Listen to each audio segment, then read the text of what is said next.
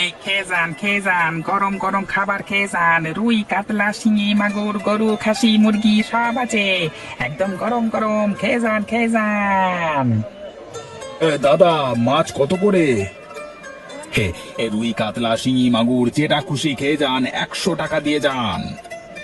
100 টাকা? সে তো অনেক গো, কি করে খাবো? তাহলে ডিম ভাত খান, 70 টাকা। ডিম ভাত 70? এত টাকা কেন ভাই?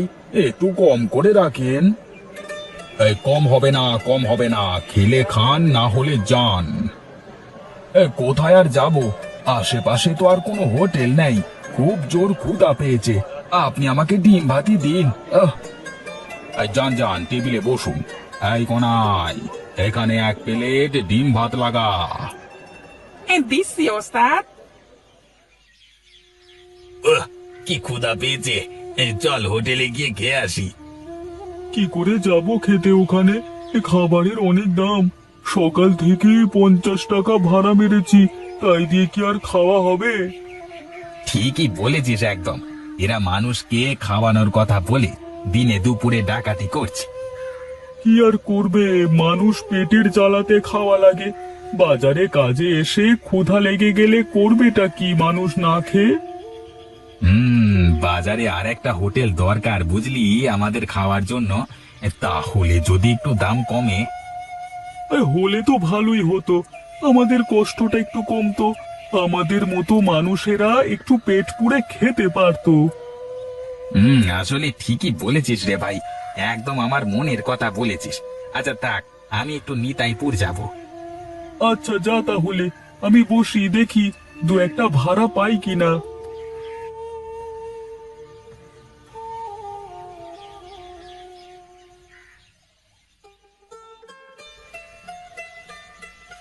কি গো, কি ব্যাপার? তোমাকে এত বিচলিত দেখাচ্ছে। কি ব্যাপারে আর বিচলিত দেখাবে? আমি এই এলাকার বাজার নিয়ে একটু চিন্তা করছি গো গিন্নি। কেন, বাজারে আবার কি হয়েছে? না না, তেমন কিছু না। আমাদের এত বড় বাজার, কিন্তু বাজারে মাত্র একটা হোটেল। আর এই হোটেলে গিয়ে সাধারণ মানুষেরা খাবার খেতে পারে না। কেন, খাবার খেতে পারবে না কেন? ওখানে খাবারের মান অনেক ভালো, যে কারণে খাবারের দামটাও বেশি। তাই সাধারণ মানুষ সেখানে খেতে পারে না। ভালো জিনিসের তো দাম বেশি হবে। ভালো জিনিস কম দামে কি করে দেবে মানুষ? তোমার কথা সঠিক, কিন্তু বলো তো কি করব এখন? সাধারণ মানুষের কথা তো ভাবতে হবে। হ্যাঁ, তাও ঠিক। দেখো কোনটা ভালো হয় সেটাই করো। ভাবছি গো, ভাবছি, সেটাই ভাবছি।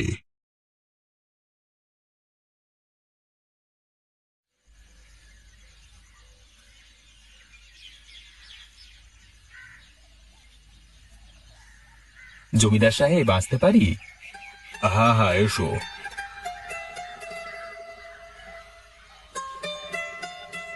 কে তুমি? তোমাকে তো আগে এই গ্রামে দেখিনি। আসলে আমি খুব ছোটবেলায় এই গ্রাম ছেড়ে দিয়েছিলাম। মহামারীতে আমার বাবা মা মারা গেছিল। আজ অনেকদিন বাদে আবার গ্রামে ফিরছি একটা উদ্দেশ্য নিয়ে। আমি এখানে সাধারণ মানুষের জন্য খাবার হোটেল করতে চাই, যেখানে আমি 1 টাকার বিনিময়ে মানুষকে খাবার খাওয়াবো। তুমি কি পাগল হয়ে গেছো নাকি? এতে তো তোমার লোকসান হয়ে যাবে।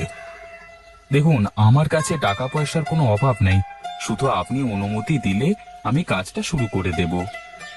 আচ্ছা বেশ, করো যদি পারো, আমার কোনো আপত্তি নেই। হোটেল তো করব, কিন্তু একটা সমস্যা আছে এখানে। কি সমস্যা আছে? আমাকে বলো, আমি দেখে নেব। আমি যদি 1 টাকার হোটেল করি, তাহলে বাজারের হোটেলটা তো বন্ধ হয়ে যাবে। মানে বাজারের হোটেল মালিক কোনো সমস্যা করবে না তো? সেসব আমি দেখে নেব। তুমি যাও, কাজ শুরু করে দাও। আর কোনো কাজে যদি তোমার কোনো সমস্যা হয়, তবে আমি দেখে নেব। আপনাকে অনেক ধন্যবাদ জমিদার মশাই। আমি আসি। হোটেল শুরু হয়ে গেলে একদিন এসে অবশ্যই খেয়ে যাবেন। আচ্ছা ঠিক আছে, ঠিক আছে, আমি অবশ্যই আসবো। আচ্ছা ঠিক আছে, আসবেন তাহলে। হ্যাঁ, আমি আসি।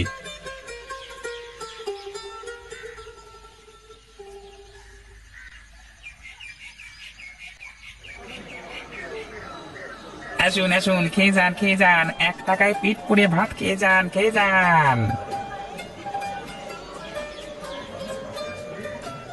আরে জমিদার বাবু, আসুন আসুন আসুন, বসুন এখানে। তা লোকজনের দেখছি ভিড় উপচে পড়ছে। আরে এত লোকজনকে খাওয়াতে পারবে তো? আপনাদের দোয়ার সাথে থাকলে পারবো জমিদার বাবু। করতে থাকো কাজ যত দূর পারো। কোনো সাহায্য লাগলে আমাকে বলবে, কেমন? আচ্ছা ঠিক আছে, বলবো। হরি, জমিদার বাবুকে খাবার দে। আরে না না, আমার কোনো খাবার লাগবে না। তা কি করে হয়? আজকে প্রথম আমার হোটেলে আসলেন, খাবার না খেয়ে চলে যাবেন, তা কি করে হবে? আমি রাস্তায় আসবার পথে মানুষের মুখে তোমার হোটেলের প্রশংসা শুনেছি। লোকে তোমার হোটেলের খাবার পছন্দ করেছে, এটাই অনেক। আমি আরেকদিন এসে খেয়ে যাব। হ্যাঁ আচ্ছা ঠিক আছে, আসুন তাহলে। আচ্ছা ঠিক আছে, চালিয়ে যাও, আমি পাশে আছি।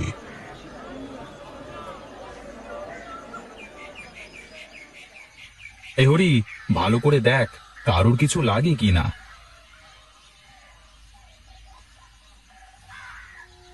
হায় হায় হায় হায় রে, আমার ব্যবসায় এভাবে লাল বাতি জ্বলে গেল। এখন আমি কি করব? কিছুই করবার নেই, বসে বসে মশা মাছি তাড়ান। এভাবে যদি ব্যবসা বন্ধ হয়ে যায় তবে খাবোটা কি? ওই সমাজ সেবকটা যে কোথা থেকে এসে আমার ধান্দার 12টা বাজিয়ে দিল কে জানে। আর শুনেছি ওই ছেলের নাকি অনেক টেহা, এত টেহা আছে যে ও চাইলে সারা জীবন এই গ্রামের মানুষকে বসিয়ে খাওয়াতে পারে। তাহলে তো আমাদের ধান্দা গুটিয়ে বাড়ি যাওয়া ছাড়া আর কোনো উপায় নেই রে। আমার মাথায় একটা বুদ্ধি এসেছে, যদি চান তাহলে ওকে এখান থেকে তাড়ানোর একটা চেষ্টা করে দেখতে পারেন। বল তো দেখি, কি বুদ্ধি এসেছে মাথায়? এইদিকে আসুন, কানে মুখ দিয়ে বলি। হ্যাঁ, বুদ্ধি তো ভালোই দিলি, কিন্তু দেখ এই কাজটা করতে ও রাজি হয় কিনা। আপনি কোনো চিন্তা করবেন নিকো, আমি দেখছি বই কি কি করা যায়। আচ্ছা ঠিক আছে, দেখ, তবে সাবধানে করিস কিন্তু কাজটা। আচ্ছা আচ্ছা ঠিক আছে, তাই হবে।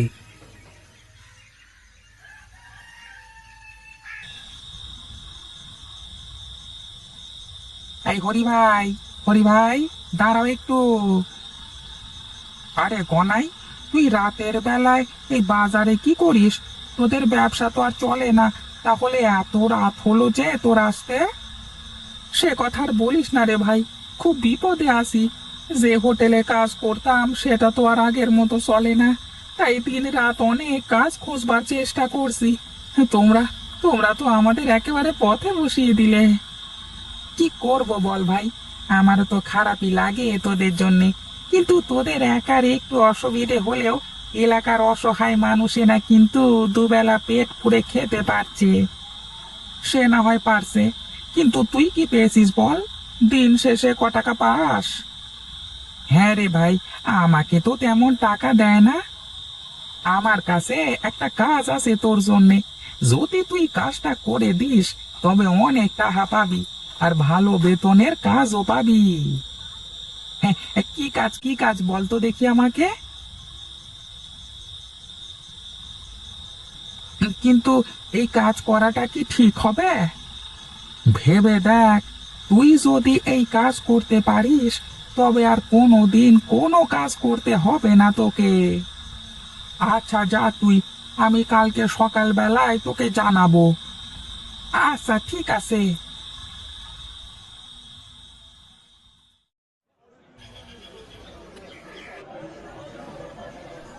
জমিদার বাবু, একটা বিশেষ কাজে আমি আপনাকে ডেকেছি।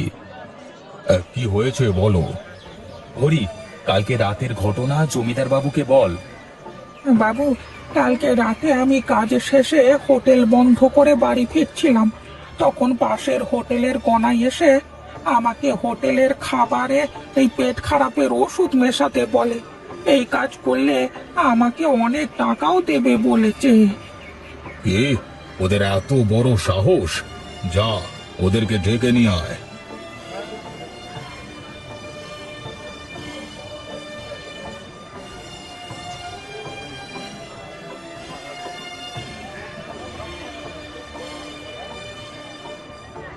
তোদের এত বড় স্পর্ধা, তোরা এই হোটেলের খাবারে পেট খারাপের ওষুধ মেশাতে বলেছিস হরিকে।